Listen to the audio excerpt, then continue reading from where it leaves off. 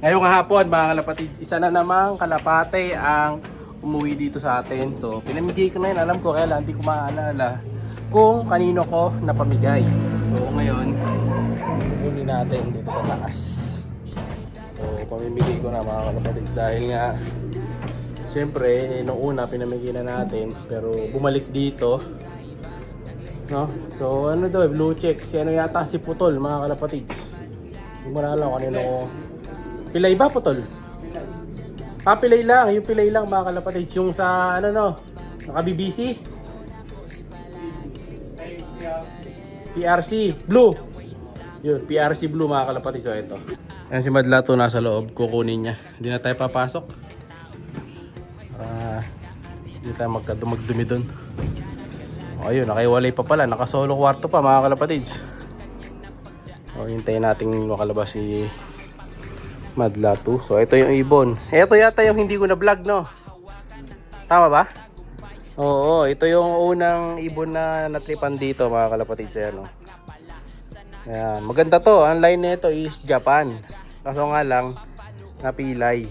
Oh, ayan, no? Oh. Sino man yung pinagbigyan ko nito, alam mo na kung sino ka. Ayan, no? Pakita ko yung ring. Ayan, sa pinagbigyan natin nito, bahala ka na.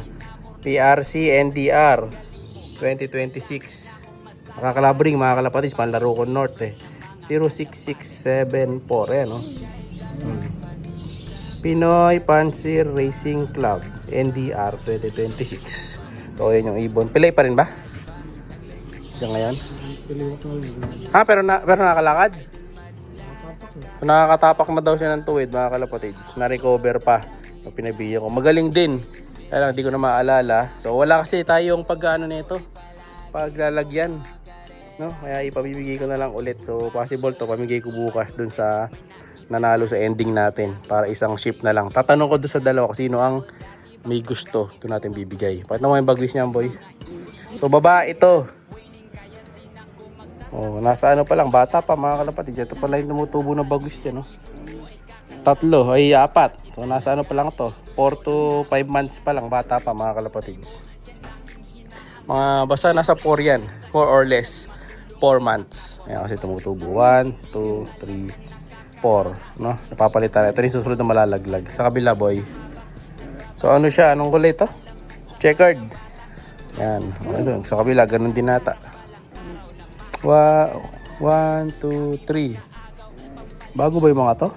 Parang bago na, no? Parang bago na. Oh, basta yun. Kayo na bahala mga kalapatids na mag-recover neto, no? Pero hayaan muna natin siya ngayon. Balik mo na lang muna dyan, boy. So bukas umaga kasi may shipping ako ng ending birds. Ipapadala natin bukas. Ayan. Okay, tingnan nga natin. Oo nga mga kalapatids, nakakatayo na siya. Ayan, no? Piliwak nga lang siya. Pero babae naman to eh. Kaya pagka ganito, pag babae, pwede pang i-breed mga kalapatids. Pero karera, alanganin na kasi kahit pa yung may problema sa kanya, syempre pagka lalanding to, mahirapan. Kaya nga inalis natin. Actually, dito talaga nakatira yan sa Dreamloop. Kaso nga lang, napilay. So isa to dun sa mga nabiktima na natipan na sinasabi ko sa inyo na natirador. No? So ilan ba yun? 3 ba yun? 4. So yung iba, nakuha na rin sa atin, napaampon ko na.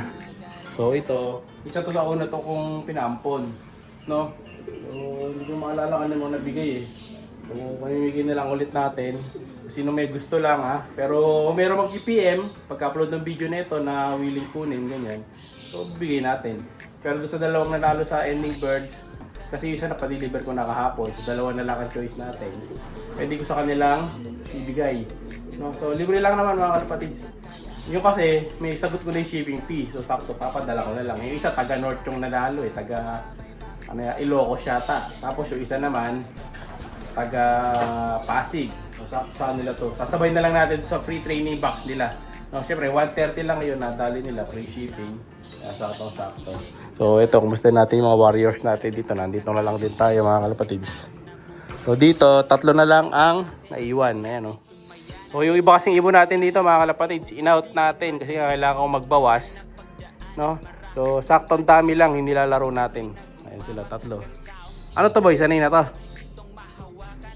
O, ito yung mga hindi pa sanay mga kalapatids. Ito rin yung mga pinagpilian natin nun sa ano eh, sa OLR. Kaya lang medyo nasanay na to kaya di na sila nasali.